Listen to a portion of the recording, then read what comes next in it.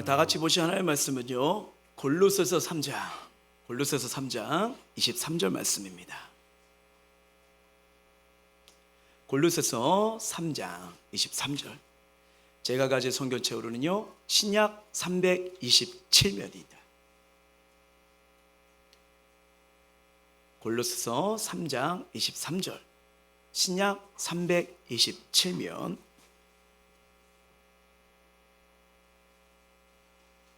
다 찾은 줄 알고 우리 한 목소리로 같이 합독하도록 할게요. 시작. 무슨 일을 하든지 마음을 다하여 주께 하듯 하고 사람에게 하듯 하지 말라. 아멘. 우리 다 같이 햄버생교회 믿음의 선포하도록 하겠습니다. 시작. 우리 모두 주님의 은혜로 잘 됩니다. 더 잘 됩니다. 갈수록 더 잘 됩니다. 우리 가정 행복합니다. 더 행복합니다. 갈수록 더 행복합니다. 우리 가정 천국입니다. 우리 교회 부흥합니다. 더 부흥합니다. 갈수록 더 부흥합니다. 우리 교회 부흥의 물줄기가 뻗어나갑니다. 우리 교회 전도합니다. 더 전도합니다. 세계 선교 마무리합니다. 예수가 길이고 답입니다. 주님께 영광입니다. 아멘. 자, 오늘은 이 절대 긍정의 믿음 네 번째 시간으로요, 일과 사명에 대한 긍정을 가지라 말씀 가지고 할게요. 자, 한번 정리 한번 해드릴게요. 자, 우리가 이 긍정과 믿음이 오려면 누구 바라볼 때 나타나죠? 하나님입니다. 하나님이에요. 하나님이 아닌 사람 환경 보면 긍정이 나오기 쉽지가 않아요. 부정이 나올 수 있고 무너짐이 나올 수도 있어요. 자, 이 하나님을 바라보니까 내가 정말 믿음으로 은혜로 사는 게 성경적인구나 깨닫게 돼요. 자, 그 시선에서 이제는 나를 바라보니까 나는 어떤 자이죠? 하나님 앞에 걸작품입니다. 난 사랑받을 자격이 있어. 하나님 나 축복하시오. 나를 복되게 귀하게 역사하실 거야. 그래서 당당하게 말할 수 있는 거예요. 난 걸작품이야. 난 너무 예뻐. 난 너무 잘생겼어. 왜요? 왜? 누가 뭐래요? 왜냐면 성경들을 보면 하나님께서 창세기에 우리를 창조하시고 보시기에 좋았다고 말씀하시거든요. 자, 그러면 이 사랑 나만 받아요? 옆에 있는 사람은 못 받아요? 남편은 못 받아요? 아내는 못 받아요? 자녀는 못 받아요? 아니에요. 다 사랑받을 자격이 있어요. 그래서 이들을 축복해 주는 거예요. 그렇죠? 그렇게 해서 이웃을 위해, 주변을 위해 축복하는 게 성경적입니다. 그래서 너를 축복하는 자 축복을 하고 너를 저주하는 자 저주간다고 꼭 기억하십시오. 우리는 어떻게 해도 축복을 말하셔야 됩니다. 그리고 또 하나가 뭐냐면 이제는 일과 사명이에요. 왜 하나님이 나에게 일을 주셨는지, 왜 나에게 사명을 주셨는지 오늘 성경을 통해서 함께 은혜 받을 건데, 이걸 마치면 아마 두 번의 시간이 덜 거예요. 한 번 하나는 뭐냐면 상황과 환경에 왜 믿음의 말이 필요한지, 또 마지막은 뭐냐면 왜 미래에 대해서 믿음의 말이 필요한지를 성경을 통해서 정말 하나님 우리를 돌보시고 인도하시는 은혜를 경험하시길 주의 이름으로 축원합니다. 한 소년이요 13살에 아버지를 여입니다. 그리고 14살에는요 시력을 잃어버려요. 이 아들의 실명 소식에 충격받은 어머니는 얼마 안 돼서 세상을 떠나십니다. 자, 동생들을 돌보던 큰 누나까지 혼자 모든 걸 짊어지니까 과로로 또 세상을 떠납니다. 남은 세 남매, 장애가 됐으니까 동생들을 못 봐요. 풀풀이 흩어집니다. 사람들은 그 소년한테 하는 말이 뭐냐면, 시각 장애인이니까 안마사나 점쟁이밖에 할 수밖에 없어. 그런 말을 들 때마다 너무 마음이 아팠어요. 이런 절망적인 상황에서 하나님을 굳게 믿었던 이 소년은요 희망을 잃지 않고 기도하기 시작합니다. 그리고 하나님 주신 꿈을 가지게 돼요. 이런 아픔을 가진 자, 고통을 당한 자, 내가 도와준 사람이 되야겠다. 그 마음이 와요. 그래서 연세대학교에 입학을 했고요. 이렇게 하나님 앞에 부르신 대로 가니까 하나님 자꾸 큰 꿈을 주는 거예요. 그리고 미국 피츠버그 대학교에서 교육학 박사 학위까지 받아버립니다. 그리고 나중에 미국 부시 대통령 행정이었을 때 국가장애위원회 적재국가위원장으로 장애인들을 위한 각종 정책을 수립하는데 참여합니다. 이분은 지금은 천국에 가신 고 강용호 박사님이십니다. 이 강용호 박사님은요 자신의 인생에 대해서 이렇게 말씀을 하셨어요. 어떻게 말씀하셨냐면, 하나님은 나에게 실명이라는 약점을 통해 아름다운 세상을 만들어가는 수많은 사람을 만날 기회를 주셨습니다. 실명에도 불구하고가 아니라 실명을 통해서 오늘의 놀라운 축복을 누리게 된 것입니다. 이 박사님은요 말기암 판정을 받았을 때 원망이나 불편 대신에 마지막 몸이 아픈 병석에서도 하나님이 나에게 마지막 정리할 시간을 주셨네, 너무 감사해요 하면서 사람들에게 그 말기암 상황 가운데 감사의 편지를 보냈대요. 하나님이 나에게, 여러분에게 편지 쓸 기회를 주네요 하면서요. 언제나 절대 긍정과 절대 감사의 삶을 사신 분 아닙니까?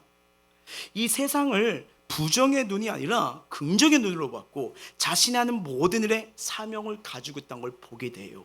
여러분 가만히 보세요. 성공한 사람들의 특징을 보습니다. 부정의 말이 나와요? 긍정의 말이 나옵니까? 긍정의 말이 나오는 걸 많이 보게 돼요. 사람에게는요 크게 네 가지의 만남이 있습니다. 첫 번째 뭐냐면 인생의 주인이신 하나님이에요. 두 번째는 인생의 반려자입니다. 정말 배우자를 놓고 기도 많이 하셔야 돼요. 세 번째는요 참된 스승 멘토입니다. 그리고 마지막 만남이 뭐냐면 하나님이 주신, 각 사람이 주신 사명이에요. 그래서 우리가 이 절대 긍정의 하나님을 만나게 되면요 자신의 인생에 대한 하나님 주신 사명을 발견하게 될 줄 믿습니다. 그래서 저와 여러분이 그냥 살아가는 존재들이 아니에요. 왜? 성경의 스토리가 이를 증명하거든요. 자, 여러분 모세를 생각해 보세요. 갈대의 상자에 버림받는 인생이었잖아요. 그렇죠? 근데 하나님이 부르십니다. 키워가세요, 세워가세요. 그래서 뭐예요? 이스라엘 지도자로 사명을 주십니다. 느헤미야는요 이스라엘의 허물어진 성벽을 갖고 기도했어요. 그랬더니 그 성벽을 재건하는 사명을 느헤미야에게 주셨잖아요. 세례 요한에게는요 사람들을 회개하여 메시아 오심을 예배하는 사명을 주셨고요. 사도 바울에게는요 이 복음이 너를 통해서 이방에게 퍼져나가도록 그 사명을 준 줄 믿습니다. 이 땅에 오신 예수님도 사명이 있어요. 자, 요한복음 10장 10절입니다. 시작. 내가 온 것은 양으로 생명을 얻게 하고 더 풍성히 얻게 하려는 것이라. 아멘. 하늘의 은혜, 하늘의 나라, 십자가 은혜를 풍성하게 누리러 이 땅에 오신 줄 믿습니다. 그래서 이 십자가 고난과 죽음을 감당하기 위해서 인류 구원의 사명을 주님은 이루신 거예요. 자, 이 세상에 문제나 아픔 없는 사람 없잖아요. 다 있어요. 근데 자신의 인생에서 이 사명감을 분명히 가진 사람은요 어떠한 어려움과 고난이 와도 넉넉히 이길 줄 믿습니다. 왜 그럴까요? 바로 이 신앙을 알기 때문이에요. 사명을 위한 아픔이나 상처가 천국의 별로 승화될 수 있고 하나님을 위한 눈물이 천국의 다이아몬드가 될 수 있다는 믿음이 있기 때문이에요. 이런 믿음이 거예요. 그래서 무엇보다도요 우리는 어떤 사명자로 부름을 받고 어떤 인생을 살든지 하나님을 예배하고 경배하는 사명을 절대 잊지 마시길 주의 이름으로 축원합니다. 때론요 우리가 살다 보면 이 세상의 일과 하나님의 일이 따로 떨어져 있다고 생각하는 사람들이 있어요. 가령 목회자는 하나님의 일을 위해 일하고 성도들은 세상을 위해 일하는 사람이라면서 분리하는 경우도 있어요. 또 누군가는 기도와 봉사는 거룩하지만 공부하고 우리가 현장에서 일하는 것은 좀 너무 세상적이지 않을까 이렇게 생각할 수도 있어요. 근데 여러분 하나님은 만약에 그게 왔다면 모든 자들 목회자로 부르어야죠. 예수님 만나셨어요? 잘 됐습니다. 신학교 가실 준비하세요. 이렇게 돼야죠.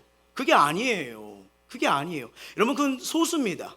왜냐하면 성경을 보면요 많은 거룩한 레인들이 말해요. 삶의 선교사예요. 무슨 말이냐면 내 안에 하나님 나라가 있고요 하나님의 은혜가 있고요 꿈이 있으면 나를 통해서 그 현장에 선교지가 되라고 부르신 거예요. 그래서 이게 선교조 삶이 정말 중요한 거예요. 땅끝은 어디입니까? 내가 살아가는 현장입니다. 가정, 일터요.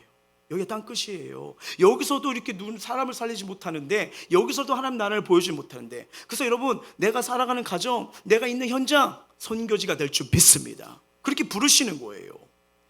그 종교개혁자 루터에 의하면요 직업은 하나님 주신 소명입니다.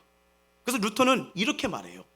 한 요정이 주인의 명령과 직무에 따라 마구간에서 똥을 치고 있다면 그것이야말로 천국으로 가는 직선로를 제대로 찾은 것이다. 반대로 자기 직무가 무엇인지 자기 할 일이 무엇인지 알지 못하면서 교회당으로 가는 이들은 천국이 아니라 지옥으로 가는 자들일 수 있다라고 얘기를 합니다. 왜 이렇게 말할까요? 우리가 믿는 하나님은요 일하시는 하나님이세요. 그리고 하나님은 믿는 자들 통해 세상을 다스려갑니다. 여러분, 하나님 나라가 물리적인 게 아니에요. 물론 주님 오실 때 하나님 나라는 완전히 세우지만 그 전에 이미 주님이 내 안에 계시고요, 하나님 나라는 어떻게 세우냐? 믿는 자들을 통해서 하나님 나라 완성해 갑니다. 잘 보세요. 요한복음 5장 17절이에요. 시작. 예수께서 그들에게 이르시되 내 아버지께서 이제까지 일하시니 나도 일한다 하시매. 여러분, 우리 그리스도인에게 있어서 일과 직업의 목적은요, 생계 유지와 자아실현으로 끝나지가 않아요. 생계 유지와 자아실현은 끝나지 않아요. 그 너머까지 가야 됩니다. 뭐냐?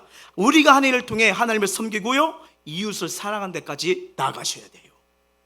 그런 차원에서 우리 담긴 궁극적, 일에 담긴 궁극적인 뭐냐면요, 세상에서 평판을 받아야 되고 지위가 있어야 되고 소득이 얼마냐 많고 적음이 아니에요. 하나님 그걸 물어본 적이 없으세요. 뭐냐면 그걸 통해서 하나님을 사랑하고 이웃을 사랑하고냐, 이걸 물어보는 겁니다. 참 사역하면서 여러 가지가 행복한데, 우리 성도님들이 또 함께 선교비도 내주시고 구제비를 모여서 이제 선교사님들 보내고, 이번에도 이제 구제를 통해서 이렇게 나가게 되는데 너무 행복한 거예요. 하나하나 모아줘서, 조금이라도 모아줘서 그들에게 도움이 되고 나가고 하는데, 이것도 사랑의 표현인 겁니다. 정말 아픔을 갖고 기도하고 또 수혜자에게 아픔을 갖게 되고, 또 정말 이름 없는 거 이런 데 가서 선교하신 분들 우리가 직접 못 가잖아요. 근데 그들을 위해 기도해 주는 것도 선교예요. 그리고 그들이 사역을 할 수 있도록 선교비와 구제비를 보내는 것도 선교입니다. 함께 동참하는 거예요. 이게 너무 놀라운 거 아니겠습니까? 이것도 사랑의 표현인 거예요. 자, 영성신학자 에이토저는요 이렇게 말을 합니다. 함께 읽어볼게요. 시작. 거룩한 마음으로 세상의 직업에 충실하며 그것은 더 이상 세속적인 것이 아니라 하나님께 바치는 삶의 일부가 된다. 아멘. 바로 그런 거예요.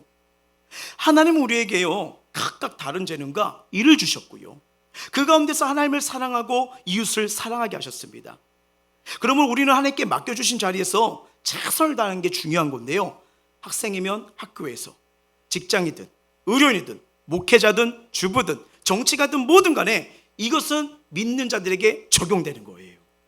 그래서 모두에게 친절해야 하는 것은 물론이고 모든 일에 신실한 사람이 되셔야 됩니다. 자, 그러면 우리가 일과 사명에 이런 마인드, 이런 생각을 가져요. 근데 참 삶의 현장 가면 짜증날 때도 있고 답답하기도 하고 어렵기도 하고, 언제까지 내가 일을 해는가 이런 생각 들 때 있어요, 없어요? 없으시네. 대단하시네요. 뭐 여기만 아니면 내가 갈 데가 없나 이런 생각 들어요, 안 들어요? 그렇죠, 저만 드나 보네요. 네. 자, 이런 생각, 이런 마음이 들 수 있는데, 분명한 것은 성경은요 이걸 이길 수 있는 방법을 주세요. 그리고 내가 있는 현장이 얼마나 아름다운 현장인지, 하나님 날 세우신지 은혜의 눈이 열리시길 주의 이름으로 축원합니다. 자, 그러면 이렇게 하기 위해서 어떻게 해야 되느냐? 첫 번째, 직부심을 가져야 돼요. 직부심. 자, 심리학자들은 어떤 일을 할 때 그 일에 대한 생산성과 효율성을 높이는 가장 좋은 마음이 자부심이라고 합니다. 그럼 이 자부심을 알게 되면, 자, 직부심은 뭐냐? 이거예요. 직업에 대한 소명의식과 자부심이요. 직업에 대한 소명의식과 자부심을 가지는 거예요. 그러니까 같은 일이라고 할 때요, 내가 어떻게 생각하느냐에 따라서 그 일에 대한 마음가짐이 달라지는 거 아니겠어요? 우리 일해보시면 알겠지만 막 짜증나 그냥 이렇게 하잖아요. 막 설거지할 때도 나가면 막 이럴 때 이렇게 설거지하는 거랑, 감사하자, 아유 그래도 이렇게 우리 애들이 밥을 맛있게 먹었네, 깨끗하게 비웠네, 이거 하는 거랑 같을까요, 다를까요? 일도 달라요. 짜증 왕짜증 하면서 일을 하는 거랑 그래도 오늘 힘내자 어차피 하는 거, 그렇잖아요. 이왕할 거잖아요. 뭐 거기 뛰쳐나오지 않으시고 계시잖아요. 그러면 이양할 거면 감사함을 하는 거죠. 이게 뭐냐면 결과가 달라집니다. 결과가 달라지는 거예요. 자, 여러분, 그 셰익스피어는요 영국의 유명한 문학가, 그가 놀라운 말들을 하는데, 이가 한 번은요 한 식당에서 점심을 먹는데 많은 사람들이 너무 유명하니까, 문학가니까 알아보고 막 와가지고, 당신 정말 글을 잘 읽고 있습니다, 너무 행복해요, 너무 아름다운 문학 작품이에요, 막 하는 거예요. 근데 그 옆에서 한 청년이 이렇게 청소를 하고 있었는데 그 모습 보다가 빗자루를 던져버립니다. 왜 던졌냐면, 야, 저 사람은 많은 사람에게 존경과 사랑을 받고 있는데 그 셰익스피어와 한 끼 밥값 위해서 막 저랬는데, 나는 지금 이게 뭐야, 나는 이게 구석탱이에서 사람들이 좋아하지 않는 이런 청소를 하고 자기 자신을 비교하니까 일이 너무너무 초라하고 한심스럽게 느껴서 빗자루를 던져버린 거예요. 그때 이 셰익스피어가 그걸 보고 이런 말을 합니다. 어떻게 말하면요, 젊은이 한탄하지 마시오. 내가 하는 일은 펜으로 우주의 일부분을 아름답게 묘사하지만 젊은이는 그 빗자루로 하나님이 지어놓으신 우주의 한 부분을 아름답게 관리하는 책임을 감당하고 있는 것이요, 만일 그대가 이 사명을 감당하지 않으면 하나님이 지어놓으신 지구의 한 모퉁이가 더러워지지 않겠소. 괜히 펜을 잡는 분이 아니에요. 와, 저걸 듣는데, 와, 저 얘기를 들었던 그 청년을 생각해 보세요. 자신의 직업이 나 천직이구나, 나는 하나님이 창조하신 이 지구를 아름답게 쓸고 있는 거구나 해가지고 자기가 버렸던 빗자루를 다시 쓸고요, 룰루랄 하고 쓸었답니다. 힘차게 청소를 했대요. 우리에게 이 만왕의 왕이신 하나님의 자녀라는 영적 자부심이 있다면요, 우리는 그 자부심을 통해서 선한 일이라면 무슨 일이든 간에 가치를 두고 일할 수 있음을 믿으시길 바랍니다. 매일 반복되는 일을 할지라도요, 하나님께 기도하면 그 안에서 아름다운 의미를 발견하게 된다는 거예요. 여러분, 체력 단련을 할 때 같은 동작을 여러 번 한다는 거, 그거 되게 지루하지 않아요? 그렇죠? 근데 그 같은 동작을 계속 반복을 해야 민첩성도 생기고 근력도 생기고 유연성도 만들어져요. 특히 만약에 운동선수라면요, 지루하지만 1시간, 2시간 늘 똑같은 루틴에서 해야 됩니다. 왜? 시간과 체력을 요구하지만 이걸 통해서 얻는 결과가 다르잖아요. 피와 땀을 얼마큼 낼까 해서 올림픽에서 순위가 달라지잖아요. 바로 그런 거예요. 저와 여러분이 하신 일도 마찬가지입니다. 우리가 학교나 가정 그리고 회사나 일터에서 비슷한 일을, 같은 일을 반복할 때가 많을 거예요. 이때 작은 일이라고 불평해서도 남들과 비교해서도 안 됩니다. 사명감을 가지고 긍정적이고 즐거운 마음으로 일을 하셔야 돼요. 그래야면 영적 근력도 단단해지고 마음의 자세도 달라져서 일의 보람과 성취가 달리기 때문에 열매가 달라지는 거예요. 열매가 달라진 겁니다. 오늘 본문이 바로 그거예요. 이 사도 바울은 골로새 교회 성도들에게 보낸 편지에 이렇게 말해요. 한번 읽어볼게요. 시작. 무슨 일 하든지 마음을 다하여 주께 하듯 하고 사람에게 하듯 하지 말라. 아멘. 왜 이 말이 나오면요, 당시의 그 배경을 이해하셔야 돼요. 이 초대교회 그리스도 가운데 밖에서 일을 하니까 이방인, 막 이방신을 섬기고 막 여러 가지 하는 사람을 상절 모시고 일하고 노예로 사는 자들이 많았어요. 그러니까 이 자들에게 굳이 이렇게 일을 해야 됩니까? 그리고 이방인인데 몸에서 막 하면서 원망 불평이 나올 수도 있는 거죠. 근데 주님은 사도 바울을 통해서 이렇게 말해요. 무엇을 하든지 주님을 섬기는 마음을 하라고 권면합니다. 왜냐하면 세상의 질서도 하나님이 질서 가운데 세운 거야. 이걸 일반 은총이라고 하거든요. 질서를 하도록. 교회만이 질서가 있는 게 아니에요. 바로 바깥에도 있습니다. 그래서 상전에게 복종하라고 성경은 말하잖아요. 여러분, 그것이 회사에 유익이 되고 회사에 박는 많지라면 내 생각과 달라도 따라가셔야 됩니다. 물론 불이익을 하고 막 누군가에게 피를 주고 아픈 고통 주면 생각해 볼 수 있지만 그것이 회사의 방침이고 그것이 일이고 그게 유익이 되는 거면 힘들어도 따라가셔야 돼요. 가셔야 돼요. 그럼요. 그렇게 사명과 기쁨을 가지고 일하는 겁니다. 그래야 하나님이 그걸 인정하시고요. 그게 뭐예요? 삶의 선교적인 삶이라는 거예요. 직장은 갔어요. 갔는데 일은 안 해요. 근데 와서 늘 오늘 오후만 하고 가야 됩니다. 왜요? 오늘 교회에서 깨기 기도하기 때문에 저는 기도회로 가야 됩니다. 아니, 해야 될 일은 해야 되죠. 몰라요. 저는 하나님의 사람입니다. 저는 일은 안 해도 하나님의 일은 해야 됩니다. 그거 하나님 원치 않아요. 성실히 할 걸 하셔야 돼요. 제가 여러분 직장 생활하는데 제가 고민했는데 드릴 말씀인데, 집사님 뭐 아니면 어떤 분 잠깐 일 마치고 나오세요. 아유, 지금 일해야 되는데 지금 그 일이 중요합니까? 빨리 왔어요. 저희 목사가 부르는데 막 하면서 저 이러지 안 하잖아. 이렇게 하는 거 아니에요. 그 이후에 만나는 거 아니겠습니까? 물론 특별적인 어떤 상황이면 모를까, 바로 내가 주어진 삶 속에 거기서 여러분, 전도는요, 선교는요, 하나님 나라는요, 여러분을 통해서 보여주시는 거예요. 귀한 장소입니다. 귀한 현장이에요. 귀한 은혜가 흘러가는 거예요. 여러분, 성경을 이걸 기억하십시오. 눈에 보이는 형제자매도 사랑하지 못해요. 눈에 보이는 영적 지도자, 삶의 지도자도 섬기지 못하면서 어떻게 보이지 않는 하나님을 섬길 수 있냐, 성경 말하잖아요. 여기서도 테스트하는 거예요. 여러분, 눈에 보이는 형제자매 잘 섬기고요, 눈에 보이는 우리 상사나 또 교회에서 리더들 잘 섬기면요, 자연스럽게 하나님 잘 섬깁니다. 이게 성경대로 말씀대로 가면 맞는 거예요. 그걸 말해주는 거예요. 그래서 여러분 중요한 것은 뭐냐면 무슨 일 하든지 주님께 하세요. 주님께 하세요. 하나님이 보고 계십니다. 그리고 하나님 축복하십니다. 이 은혜를 교역할 수 있는 우리 모두가 되길 주의 이름으로 축원합니다. 자, 두 번째, 일을 할 때 이게 중요합니다. 열정이요. 열정이요. 무슨 일 하든지 여러분 열정이 있으셔야 돼요. 혹시 이분 아닙니까? 미국 제너럴 일렉트릭의 잭 웰치 회장이요. 이분이 어떤 분이냐면요. 따라해봤어요. 그 철도 용문의 아들로 태어났어요. 대학에서 화학을 전공했답니다. 졸업 후 지에 입사했는데 이 지 역사상 45세 최연소 회장의 자리에 올라요. 20년간 회장으로 재임하며 수많은 시간인데 쓰신 책들이 있습니다. 뭐 기업은의 조건, 기업을 선곡하는 방법 이렇게 하는데 그가 재임 기간 중에 이 지의 주가가 40배 상승해 버립니다. 그가 주도한 여러 가지 경영 혁신이요 20세기 경영을 새롭게 했던 평가를 받아요. 근데 그가 퇴임 때요 어느 기자가 자 리더의 가장 큰 덕목을 하나만 고른다면 뭐라고 말씀하셨을까요? 저에게 알려주세요. 이 질문이에요.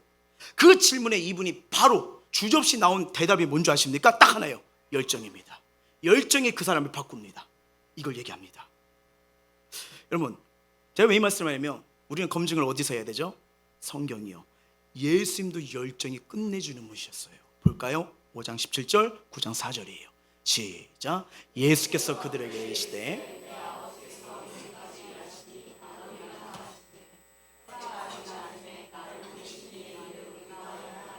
아멘. 때가 아직 낮음에 나를 보내신 이를 우리가 하여야 하리라. 예. 무슨 말이냐면요. 주님은 새벽기도, 밤기도, 금식기도 열심히 하시고요. 치유 사역도 하시고요. 제자 양육을 많이 했어요. 정말 사역 중에 제자들 다니면서 양육을 많이 하셨거든요. 그리고 그들과 전도 사역도 많이 했어요. 근데 그분의 삶의 특징을 보면 딱 하나입니다. 성령 충만입니다. 성령 충만이에요. 예. 그리고 십자가를 지러 예루살렘 올라간 그 순간에도 사역을 하셨고요. 구레네 시몬 십자가를 졌지만 나중에 로마서가 보면 그 가정이 구원을 받아요. 그리고 마지막 죽는 순간에도 옆에 있는 강도를 살려요. 마지막까지도 뭐예요? 기도로 사역을 마칩니다. 다 이루었다고요. 여러분 이거 되게 중요해요. 목회자도 셀지기도 리더들도 또 여리가 우리 모두도요 하나님의 사람에는요 열정이 있으셔야 돼요. 열정이 있어야 됩니다. 왜? 은혜와 성령이 넘치니까 예수님이 만난 자마들 함께한 자들을 살리시잖아요. 은혜의 열정이 있어야 나와 소중한 사람을 살리거든요. 여러분 내 힘과 내 능력으로 하면 할수록 그때뿐이지만 뒤돌아보면 열매가 없고 힘들고 좌절하고 이거잖아요. 그렇기 때문에 우리는 날마다 주님이 주시는 은혜를 받으셔야 됩니다. 받으셔야 돼요. 이거 그래요. 여러분 이 열정은 성경의 DNA입니다. 세상뿐 아니라 우리도 하나님 믿는 자들은요 영향을 끼치고 하나님 나라를 보여주고 싶고 살아계심 드러내면요 은혜의 열정이 있으셔야 돼요. 자 전도서 기자는 분명히 말합니다. 9장 10절이에요. 시작. 내 손의 일을 얻는 대로 힘을 다하여 할지어다. 내가 장차 들어갈 소에는 일도 없고 계획도 없고 지식도 없고 지혜도 없습니다. 뭐예요? 죽으면 내가 계획했던 게 이제 의미가 없는 거예요. 여기서 결정되는 겁니다. 우리 인생의 삶과 자 지금의 내 모습이요 그동안 내가 걸어왔던 결과물이에요. 근데 감사한 건 여기서 끝나지 않아요. 우리에게 아직도 삶이 있잖아요. 시기는 있잖아요. 그러면 이 시점부터 내가 어떻게 살 거냐 여기서 달라진다는 거예요. 나중에 우리 제일 연약함이 뭐냐면 나중에 우리 제일 하기 힘든 게 지금 뭐예요? 다이어트잖아요. 어떻게 해요? 나중에 오늘만. 그렇죠? 그러니까 어떻게 해요? 그게 10년 20년 된 거 아닙니까? 그렇죠? 이게 뭘 하든 간에 나중에 하다가는 어느 순간 수월해 가요. 다 죽을 때가 놓쳐버린다는 거예요. 자 감리교를 창시한 존 웨슬리 목사님 영국이 위기에 빠졌습니다. 그때 그는요 왜 이 나라가 이래? 왜 믿는 자들이 이래? 이렇게 비방하지 않아요. 딱 한 가지를 선포합니다. 한번 읽어볼까요? 시작. 당신의 영혼에 하나님의 불을 붙여라. 아멘. 한 사람의 불 받은 사람 모세 나라를 살려버려요. 한 사람의 불 붙은 사람 다니엘 해외에 있어도 타지에 있어도 포로를 끌려도 하나님의 사람으로 영향을 끼쳐버립니다. 불이 임하면 돼요. 네. 우리 심령에 성령의 불이 붙어야 됩니다. 그래야 자신 나날에 열정적으로 일할 수가 있는 거예요. 세상 일도 마찬가지예요. 하나님 오늘 이 직장을 나갑니다. 은혜를 주세요. 불을 붙여주세요. 오늘 하늘 모든 가운데 하나님 힘을 더하여 주옵소서. 아니면 감당할 힘을 더하여 주시옵소서. 기도대로 될 줄 믿습니다. 그렇게 걸어가는 거예요. 그래야 하는 일에 열정으로 임할 수 있는 겁니다. 교회도 마찬가지예요. 성령이 불이 붙어야 됩니다. 은혜의 불이 붙어야 돼요. 그러자면 교회 세울 필요가 없어요. 그런 거 아니겠습니까? 이게 사역을 하면서 옛날에 참 그런 걸 많이 들었어요. 가정에서 사역하는데, 가정에서 이제 개척을 해가지고 시작하는데, 가정교회에서 하면 되겠느냐? 안 된다. 뭐 하면 되겠냐? 안 되냐? 나중에 하나님 은혜 가운데서 이게 하나님께서 땅을 주셨는데 안 된다는 거예요. 안 된다는 거예요. 근데 자꾸 기도하면 하나님 내가 할 거야. 내가 이걸 주는데 순종을 걸었더니 되더라고요. 바로 이거예요. 하나님 뜻을 묻고 있느냐? 하나님 뜻을 따라가느냐 이거지. 많은 사람들이 이런저런 얘기할 수 있어요. 뭐 긍정으로 말할 수도 부정적으로 말할 수 있어요. 근데 여러분 분별하시면 됩니다. 저게 인간의 소리인가? 인간의 소리면 그냥 흘려보내면 돼요. 하지만 기도하는 자의 소리고 날 생각하는 사람이고 하면 기도하고 점검해 보시면 돼요. 제일 중요한 게 뭐냐면 하나님이 나에게 뭐라고 말씀하시는가 이거 찾으시면 됩니다. 예수님도 날마다 기도하면서요 하나님의 뜻과 계획을 걸어가서 사명이 완수된 거예요. 우리 삶도 마찬가지예요. 가정일도 직장일도 계획한 것도 하나님의 뜻을 물어보십시오. 반드시 그분이 주신 사인이 있습니다. 그러면 그게 좁은 길이라도 걸어가시면 돼요. 두려움이 있을 수도 있어요. 염려가 있을 수도 있어요. 기도하는 거예요. 불을 달라고요. 두려움과 근심을 떠내는 불, 은혜로 달려갈 수 있는 불, 할 수 있는 은혜의 불을 내려달라고요. 그러면 감당하게 되는 거예요. 여러분 아무것도 하지 않고 원하는 바를 이뤄낼 수는 없습니다. 다른 사람들이 바뀌어야 되고 다른 사람들이 무언가를 해줬어야 하는 의존적 마음은요 이거 적극하는 태도가 아니에요. 길이 있어야만 열정이 만들어질까요? 여러분 도요타 회장님이 쓰신 책을 본 적이 있는데 그분이 가장 말했던 게 뭔지 아십니까? 다른 게 아니다. 열정이 있어야 된다. 언제 됐든 바로 그런 거예요. 열정이 있으면 뭐냐면 길이 열려요. 되는 것만 찾습니다. 여러분 잘 보세요. 여기 이렇다 뭐 하는 건 저거냐 맨날 부정적으로 얘기하면요 길이 안 열려요. 왜? 안 된다고 생각하니까. 하지만 됩니다. 우리 가정 됩니다. 우리 일터 됩니다. 내가 하는 거 됩니다 하면 되는 길만 보여요. 맞잖아요. 맞잖아요. 정말 중요한 거예요. 우리 청년분들 저희 스승 목사님이 늘 했던 말이 늘 기억나요. 여러분 배우자 놓고 기도하잖아요. 이 기도 꼭 하세요. 긍정적인 말을 하는 사람을 꼭 찾으십시오. 이거 정말 중요합니다. 이 긍정을 타라가지고 인생이 바뀌는 걸 말하는데 언제나 그걸로 많이 이렇게 얘기를 해주더라고요. 왜냐면 집회를 많이 다니시면서 그걸 보면서 하면서 느낀 게 뭐냐면 아 이게 정말 긍정하는 사람을 많이 만나야 되는구나.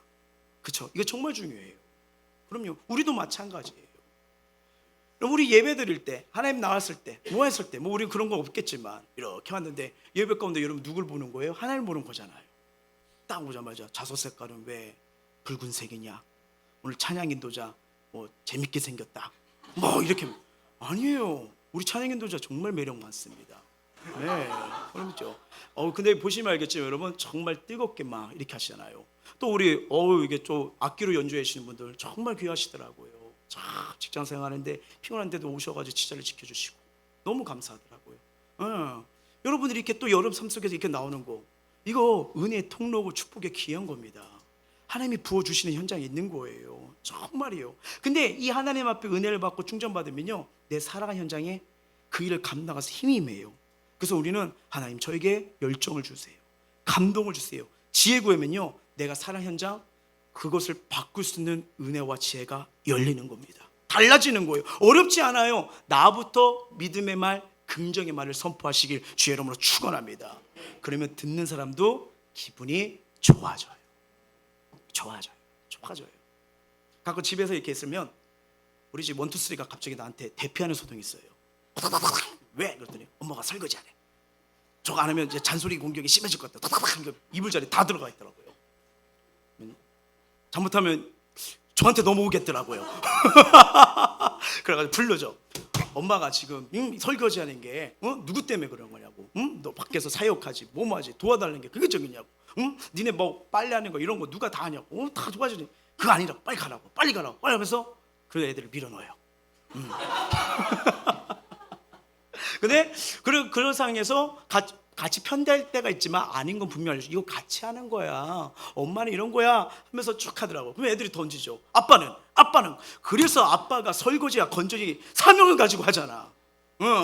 그러면서 니네도 할 거 이거 하나씩 담당해야 되는 거 아니야 하면서 감사했어요. 내가 그 빨래랑 건조기를 담당 안 했다면 언제나 저것 때문에 전투했을 것 같은데 서로 공평하게 이렇게 하는. 근데 똑같은 상황에서도 어떤 상황에서도 어떤 말을 해주느냐, 어떻게 하느냐, 이게 정말 중요한 거예요. 분명한 것은 여러분 한 곳에 열정 생기면요 반드시 놀라운 열매 맺을 줄 믿습니다. 꼭 기억하셔야 돼요. 자, 세 번째, 일과 사명을 성경적으로 긍정을 보는 세 번째 바는요 중요합니다. 성실함을 가지셔야 됩니다. 성실함이요. 일과 사명에 대한 긍정적 사람은요 성실합니다. 현재는 뭐냐면 하나님이 주신 은혜의 선물이기 때문이에요. 이 시간 지나가면 끝납니다. 예, 끝난 거예요. 그래서 매일 현재에 감사하며 성실하게 사는 게 중요해요. 저도 뭐 그림을 잘 볼 줄 모르는데 혹시 그 밀레의 대표적인 명화 중 하나가 있는데 만종, 혹시 그거 아십니까? 아시죠? 아마 지나가다 보셨을 거예요. 아니면 지나가다 보셨다가 그냥 몰랐는데 그런 거였구나, 그런 시간 될 거예요. 근데 이 원제가요 안젤루스라고 합니다. 이게 무슨 말이냐면 이 단어가 오전, 정오, 오후에 3번 종을 칠 때마다 드리는 기도래요. 그래서 여러분 저 여자분 뒤편에 뭔가 기둥 같은 거 조그맣고 보이죠? 이게 짝대기 하는 것처럼 보이죠? 저 교회예요. 그래서 이 두 분이 지금 하는 행동이 뭐처럼 보이세요? 그렇죠. 역시 역적인 분들이라 뭔가 딱 캐치가 빠르시네요. 기도예요. 그래서 이게 이 농부들이 일을 하다가 종탑이, 저 뒤에가 이제 교회 종탑이랬잖아요. 그 소리가 울리니까 일소를 못 치고 지금 경건하게 기도하는 모습이 나와요. 저도 원래 이걸 봤을 때는 이게 신앙인이었구나. 그래서 이렇게 하는 상황에서도 시간이 되면 또 종탑을 울며 기도하는 걸 저는 이것만 봤는데, 이게 책을 통해서 설교 준비하다가 이렇게 보니까 중요한 사실을 깨닫게 돼요. 보세요. 이게 태양광선이 비치잖아요. 가만히 보니까 농부의 머리나 그 사람이 아니에요. 교회 종탑이 아니에요. 그럼 교회가 더 선명하게 막 더 빛나야겠죠. 근데 이 태양광선이 어디에 비쳤냐면요, 농기구들을 보십시오. 다 바구니부터 시작해서 저 뒤에 바퀴 달린 거 빛나죠. 네, 그걸 보게 됩니다. 여기 뭐냐면 화가야 이 밀레에 철학이 담겨져 있대요. 밀레는 이 그림을 통해 노동의 신선함을 말하고 있대요. 그래서 우리가 주어진 삶, 거기서 열심과 성실을 만나면 그걸 통해 하나님이 영광 받는다, 이 의미가 담겨져 있는 거예요. 그래서 농기구의 밝은 태양을 비추고 있는 것입니다. 여러분, 노동은 선한 거면 거룩합니다. 거룩한 거예요. 여러분, 세상에서 가장 행복한 사람은 즐거운 마음으로 하나님이 주신 일에 땀을 흘려 일하는 사람입니다. 그래서 사도 바울은요 데살로니가 교회 교인들에게 이렇게 권면을 해요. 자, 데살로니가전서 4장 11절 시작. 또 너에게 명언같이 조용히 자기 일을 하고 너희 손으로 일하기를 힘쓰라. 일하기를 힘쓰라는 거예요. 우리는 하루하루 땀을 흘려야 되고 성실해야 됩니다. 우리가 성실함으로 살지 않으면요 하늘의 은혜와 능력이 주어지지 않습니다. 자, 주님은요 게으른 자들에게 계미로부터 그 성실함을 배우라고 말해요. 자, 잠언서 6장 6절부터 8절 시작.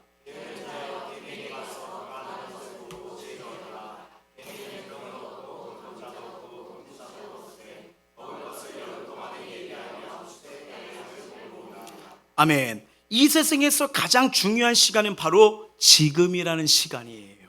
지금이라는 시간. 우리는 주님이 성실을 우리 먹거리로 삼으라고 말씀하거든요. 시편 37편 3절이에요. 시작. 여호와를 의뢰하고 선을 행하라. 땅에 머무는 동안 그의 성실을 먹을거리로 삼을지어다. 아멘. 주님이 성실한 것처럼 우리도 성실하셔야 됩니다. 세상에 공짜 없어요. 인생은 심은 대로 거두기 때문입니다. 여러분, 그 강물 속에서 막 힘차게 물고기들이 막 헤엄치면서 막 올라가는 이런 모습 가끔 볼 때 있잖아요. 얼마나 아름다워요. 그렇죠? 힘 있어 보이고 되게 좋아요.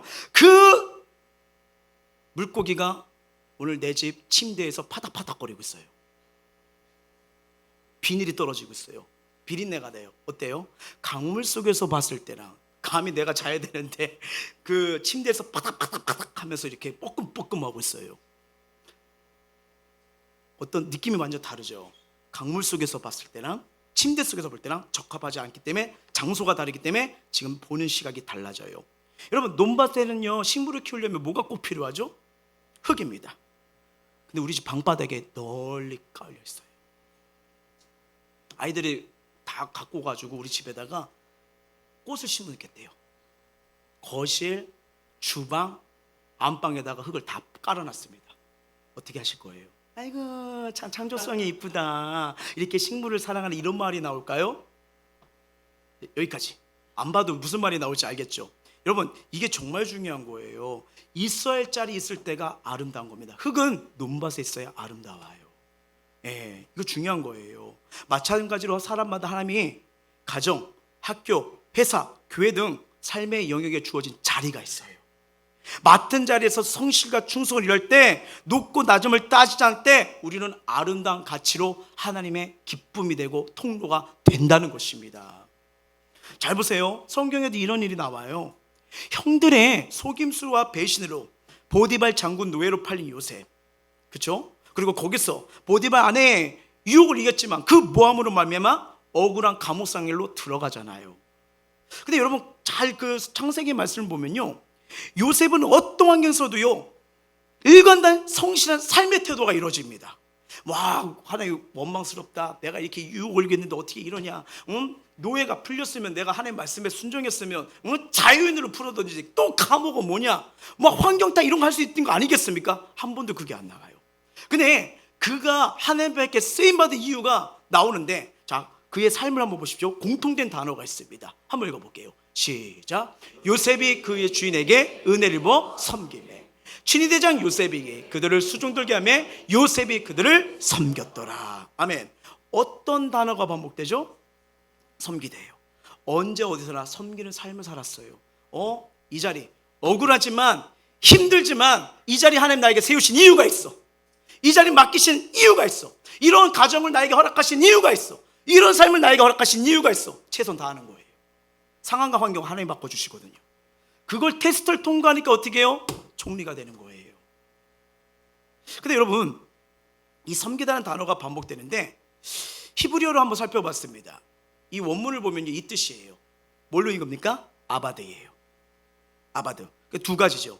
자신에 대한 성실함, 맞아요. 또 하나가 뭐냐면 하나님을 예배하는 삶이에요. 내가 있는 현장에서 예배하는 삶을 말하는 거예요.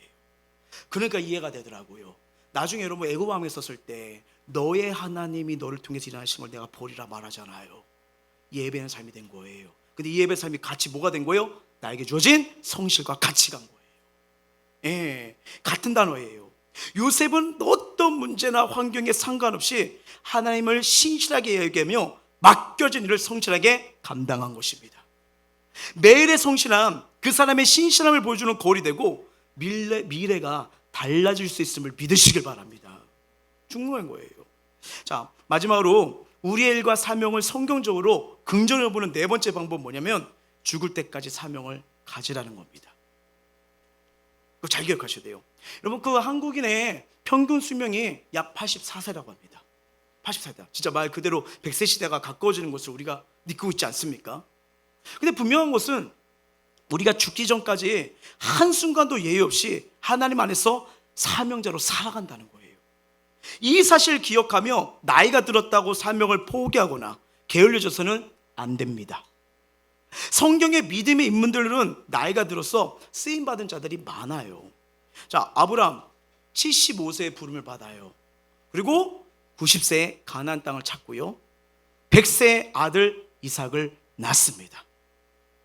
모세는요 80세에 출애굽 소명을 받고요, 이스라엘 민족을 가나안 땅으로 인도해요.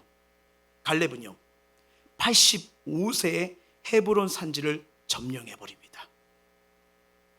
근데 여러분, 성경을 가만히 보면요, 갈렙은 85세임에도 불구하고 신체가 강건했고 정신적으로 늙지 않았어요. 왜 그럴까?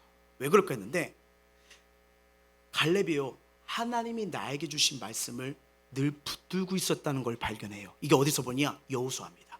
여호수아 시작.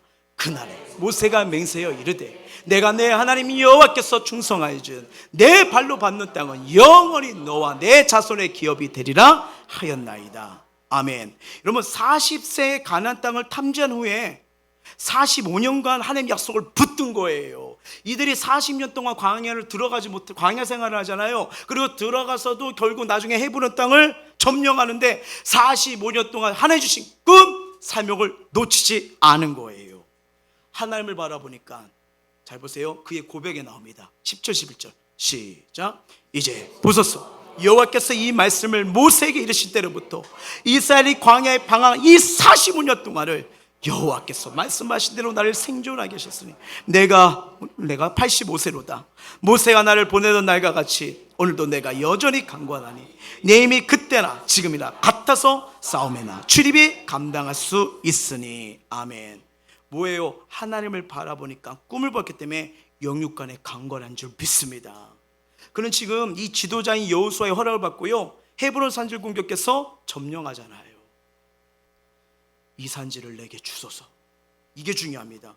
나이가 젊어도요, 하나님이 주신 사명과 꿈이 없는 자는 정신적으로 늙은 것이며 영적으로 약해지는 거예요. 그래서 여러분, 성경에서 말하는 청년은 뭘 말하냐면요, 하나님 말씀과 방향을 따라 올라가고 있느냐, 청년입니다. 아무리 신체가 건강할지라도 말씀대로 살지 않아요. 비전과 사명이 없어요. 내 욕전대로, 내 욕심대로 내 맘 달아요. 청년 아닙니다. 말씀 따라가고 계십니까? 청년이에요. 하나님이 어떻게 쓰실지 모릅니다. 어떻게 역사할 줄 몰라요. 어떻게 일하실 줄 몰라요. 이게 성경의 원리입니다. 놀라운 거예요. 그럼요.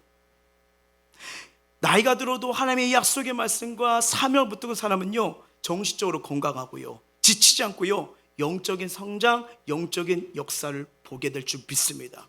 그러니까 갈렙이 말하죠. 내 나이가 80. 장탄권이 갔었잖아요. 40년 전. 다 안 된다고 했잖아요. 근데 여호수아 갈렙은 들어가잖아요. 왜? 하나님 바라보고 주신 말씀, 저들은 내 밥이고 그 땅을 주신다고 믿었기 때문에 걸어간 거예요. 저와 여러분에게 주신 말씀이 있지 않습니까? 비전이 있지 않습니까? 꿈이 있지 않습니까? 하나님 주신 거라면 포기하지 마세요. 절대 포기하지 마세요. 제가 말씀드리죠. 중간에 포기하면 나중에 후회가 남지만 끝까지 가면 간증의 역사를 주실 줄 믿습니다. 그런 거예요. 그럼요.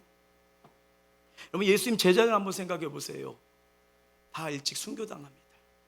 근데 한 분, 90세가 넘도록 계속 살고 있는 한 분이 계세요. 그게 누구냐? 사도 요한입니다. 밤모샘에 갇히게 되죠. 여러분, 왜 로마 황제가요, 왜 세례 요한을 밤모섬에 가두냐면요, 초대교회 때 핍박이 너무 커요. 그래도 많은 자들은 지금 주님 오실 기대하리잖아요. 근데 여기저기 콜로세움에 끌려가가지고 다 사형을 당합니다. 근데 마지막 제자 누구예요? 사도 요한이요. 그러니까 사람들이 사도 요한을 기대하는 거예요. 예수님 제자잖아요. 주님 언제 오시는 거예요? 우리 이 고통, 이 눈물에서 어떻게 된 거예요? 여러분, 그 당시에 로마 황제를 당신은 나의 신입니다, 나의 구주님이다 고백 안 하면요, 일 못합니다. 자녀들 학교 못 보내요. 왜 여러분, 유럽의 많은 시체들이 교회 밑에서 지하에서 나온지 아세요? 거기서 카타콤 생활한 거예요. 그럼 사람들이 바보죠. 바보. 나와서 신이라고 얘기하고 절하면 되는 거 아니야? 애들 학교 보내야지, 밖에서 일해야지. 근데 이들은 신앙을 선택한 거예요. 근데 나중에 보류가 뭐냐면 예수님 제자 사도 요한이 남은 거예요. 그러니까 로마자가 정치를 한 겁니다. 니네가 기대하는 예수의 제자 사도 요한이 얼마나 힘이 없는지 내가 보여줄게. 불러서 밤모섬에 가둔 거 봐. 희망을 다 꺾어버리는 거예요. 소망 없이요. 예수란 제자도 힘이 없잖아. 이게 사도 요한이 계시록에 갇힌 상황의 배경이었어요. 얼마나 핍박이 많아요. 얼마나 고통이 많아요. 그들이 예수님 제자도 결국 힘이 없는 거구나 느끼도록 그렇게 해버린 거예요. 어떻게 보면 사도 요한도 분명히 주님이 다시 오신다고 했는데 이 눈물의 골짜기, 고통의 삶 다 하실 텐데 언제까지 이렇게 될까? 로마의 황제의 핍박을 그때 밤모섬 가운데 부활하신 주님이 사도 요한을 찾아옵니다. 이게 1장이에요. 한번 읽어볼까요? 시작. 주의 날에 내가 성령에 감동되어 내 뒤에서 나는 나팔 소리 같은 큰 음성을 들으니 이르되 내가 떠는 곳을 두루마리에 있어서 에베소, 서마나, 버가모, 두아디라, 사대, 빌라델비아, 라디오게도 7교회에 보내라 하시기로. 계시록 읽어보신 분은 알겠지만 예언적 말씀이죠. 그러면서 7교회에 보낸 편지를 통해서 하나님이 어떻게 역사하시고 심판하시고 택한 자를 구원하신지. 여러분, 요한계시록은 딱 하나로 말하면 저는 하나님의 러브레터라고 말하고 싶어요. 기다려, 내가 올 거야. 흔들리지 마. 승리할 수 있어. 내가 오잖아. 사도 요한 끝났다고 생각했어요. 이제 나도 반모섬에 가져서 하나님 일을 할 수 없겠다, 이런 생각이 들 수도 있어요. 어쩌면 믿는 자들 소문 다 들었죠. 마지막 예수의 제자가 반모섬에 가려니 끝났다고 했는데 여기 갔더니 뭐예요? 사명을 주는 거예요. 그래서 계시록이 나온 거예요. 계시록이 나온 거예요.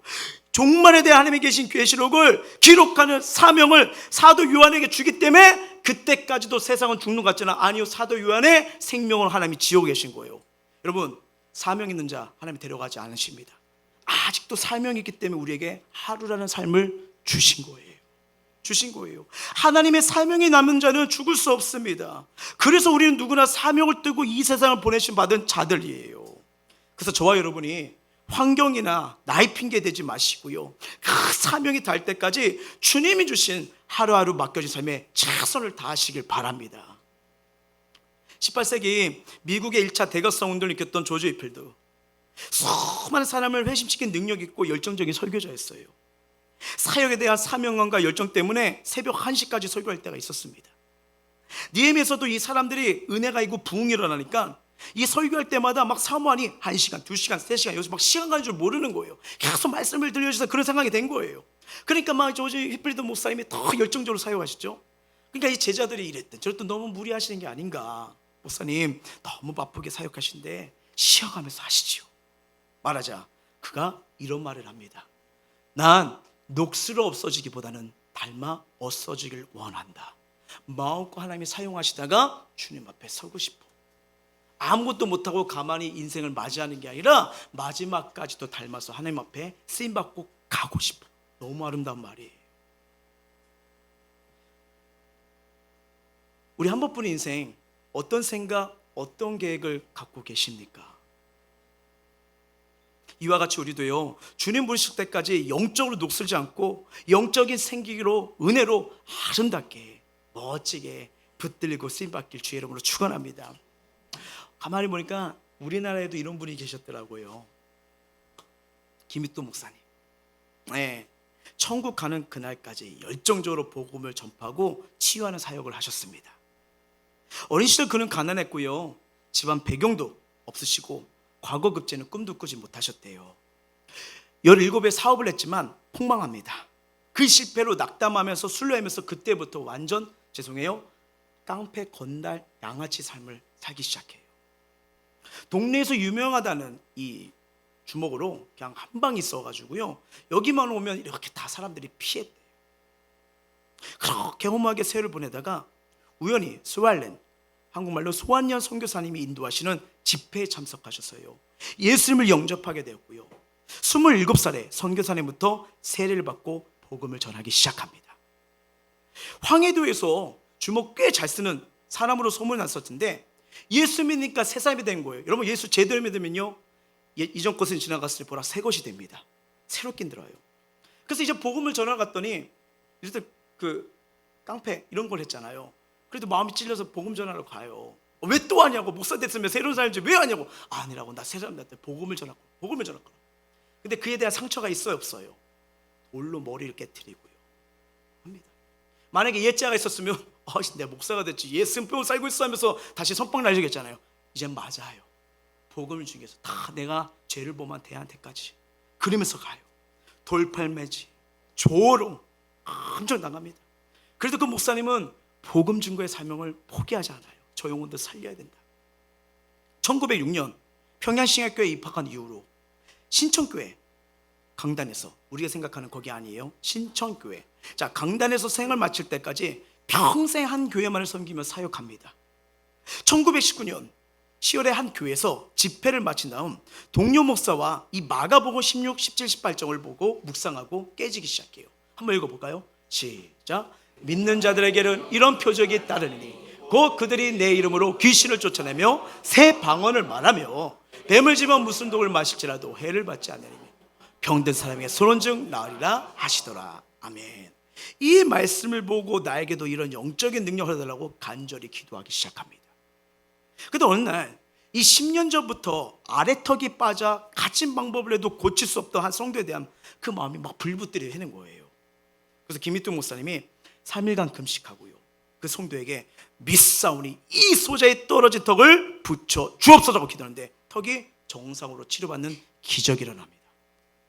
이로 등이 굽은 급사병자, 한세병 환자, 폐병 환자, 혈류병자 등 무려 1만여 병자들이 이 김익도 목사님 집회에서 예수의 이름으로 고침을 받아요. 6.25 전쟁이 일어난 해인 1950년 10월 14일 새벽에 목사님은요 이 신천교회에서 새벽 예배를 드리고 있었습니다. 그때 공산당이 난입을 했는데 새벽 기도를 드렸던 목사님 향해 무차별 총을 쏴버립니다. 그리고 목사님은 그 교회 강단 자리에서 소천을 하고 생을 마치게 돼요. 자, 이분의 삶을 교회사를 통해서 이렇게 보는데, 야, 이분은 천국 가시는 그날까지 복음 증거에 대한 삶을 갖고 열정적으로 사역하셨구나. 여러분, 하나님이 저와 여러분에게 주신 자리에 어디세요? 우리는 믿음의 선배들 본받아 하나님 앞에 가는 그날까지 사명 가지고 맡겨진 일에 충성 다하셔야 됩니다. 말씀을 맺을게요. 알버트 아인슈타인이 이런 말을 했습니다. 한번 읽어볼게요. 시작. 삶을 사는 데는 두 가지 방법이 있다. 하나는 기적이 전혀 없다고 여기는 것이고, 하나는 모든 것이 기적이라고 여기는 것이다. 내 삶, 주어진 삶 평범하다. 아까 그 셰익스피어가 이렇게 했을 때 빗잘 쓰는 것처럼 나는 아무것도 아니다. 나는 가정에 있는데, 나는 이거 했는데, 뭐 했는데. 아니요, 여러분, 높고 낮음 없습니다. 그 자리, 그 삶을 주신 이유가 있어요. 이유가 있어요. 지금 제 주변 몇 명 리더들이 되게 많이 고생을 하고 있습니다.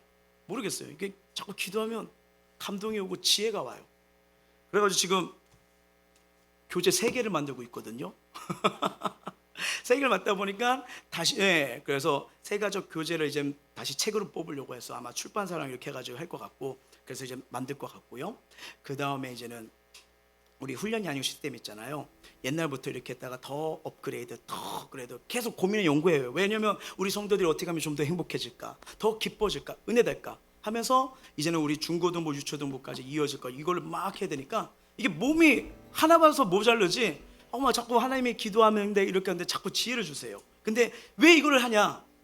행복해요. 이들이 이 복음을 받아서 은혜를 받아서 기름지면 이들 통해 자녀 살고 가정 살고 소중한 살고 일도 변화시키는 능력, 저는 말씀 안에 은혜가 있다고 확실히 믿거든요. 그러면서 계속 기도하면서 하는데 고맙게도 이들이 따라주는 거예요. 그러면서 이렇게 작성해 오면 다시 수정하고 기도해 주세요. 8월 달까지 3권 나와야 됩니다.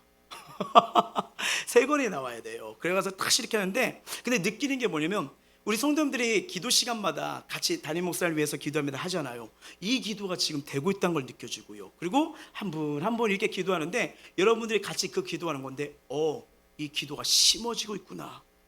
믿음이 와요. 느끼고 있어요. 그러다 보니 그냥 교회가 기대되고 여러분의 삶이 기대됩니다. 한 분 한 분을 그래서 믿음으로 축복하고 싶어요. 어떤 간증이 나올까? 어떤 애 갈까? 물론 어렵기도 하고 넘어야 선이 있지만 하나님 반드시 일을 행하시거든요. 그래서 여러분 그 현장 포기하지 마세요. 하나님 붙들고 있어요. 은혜 주시고 있어요. 여러분 계시록 말씀 한번 볼까요? 시작.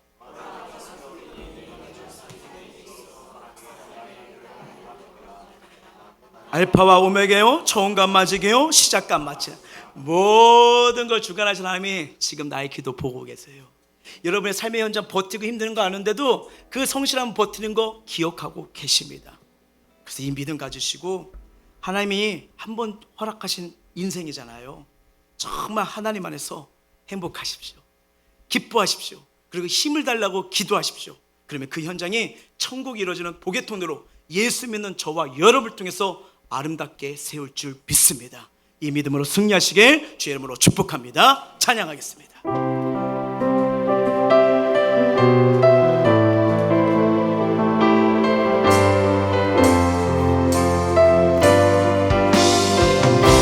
주님 다시 오실 때까지, 주님 다시 오실 때까지 나는 네 길을 가리라. 좁은 문 좁은 길, 좁은 길, 나의 십자가 지고, 나의 십자가 지고, 나의 가는 이 길 끝에서, 나의 가는 이 주님이 날 보고 기다리고 계십니다. 때로는 눈물과 어려움에 골짜기지만 주님이 나를 맞아주시고 안아주실 겁니다. 나를 맞아주시리.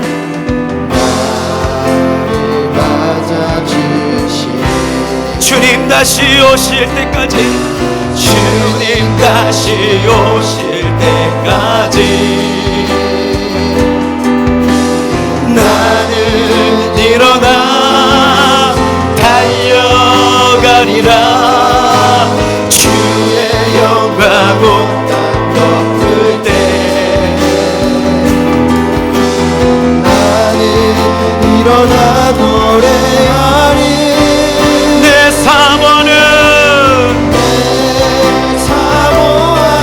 주님 온 세상 그 주시라.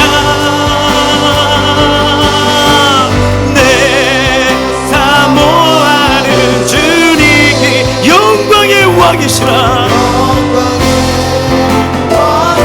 믿음으로 고백합니다. 주님 다시 오실 때까지, 주님 다시 오실 때까지 나는 일어나 달려가리라. 주의 영광 온 땅 덮을 때 나는 일어나 노래하리. 내가 바라보고 사모하는 주님, 사모하는 주님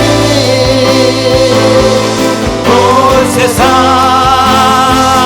그 주시라.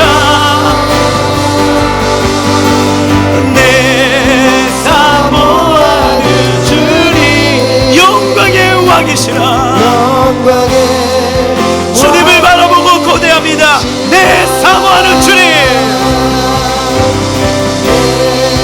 사모하는 주님 온 세상 그 주시라. 사모하는 주님 영광의 왕이시라. 영광의 왕, 나를 인정하고 맞이하시는 주님인 거예요. 그 말씀을 기억하면서 우리 주님 앞에 기도하며 나가길 원하는데, 절대 긍정의 하나님 만나게 되면 자신의 인생에 대한 사명을 발견하게 돼요. 예수 믿는 모세도 느헤미야도 세례 요한도 사도 바울에게 임한 사명이 오늘을 사는 우리에게도 동일하게 임합니다. 이 그리스도인에게 있어서 일과 직업의 목적은 생계 유지와 자기 욕심, 자기의 만족, 실현을 넘어 하나님을 섬기고 이웃을 사랑하는 데까지 나가야 진짜 의미가 있는 거예요. 그러므로 우리는 하나님께 맡겨주신 자리에서 최선을 다하셔야 됩니다. 학생, 직장, 목회자든 주부든 어떤 직장이든 간에 이걸 모두에게 적용되는 사실이에요. 우리는 죽기 전까지 한순간도 예외 없이 하나님 앞에서 사명자로 갑니다. 그래서 맡겨진 일에 끝까지 충성을 다하는 걸 하나님은 보고 계시는 거예요.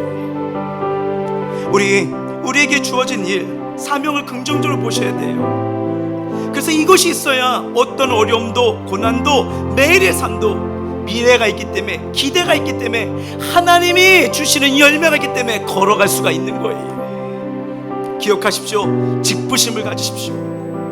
여기 나 하나님 맡기신 소명의 자리다. 열정을 가지십시오. 열정이 식어지었습니까? 열정을 달라고 기도하십시오. 매일의 성실함을 가지십시오. 그리고 죽을 때까지 난 사명자다. 자, 이걸 기억하시고 우리에게 주어진 일과 맡겨진 사명, 하나님 긍정의 믿음으로 보게 하여 주시옵소서. 직부심을 가지고 열정과 성실함을 가지고 의미 있게 일을 하게 없소서. 그리고 하나님 앞에 가서 그날까지 사명감을 가지고 맡겨진 일을 충성하도록 은혜 베풀어 주시고, 하나님이 주신 이 한 번뿐인 인생 하나님 안에서 행복과 기쁨이 넘치도록 은혜를 더하여 주시옵소서. 우리 간절하게 마음을 토하고 입술 열어 기도하도록 하시겠습니다.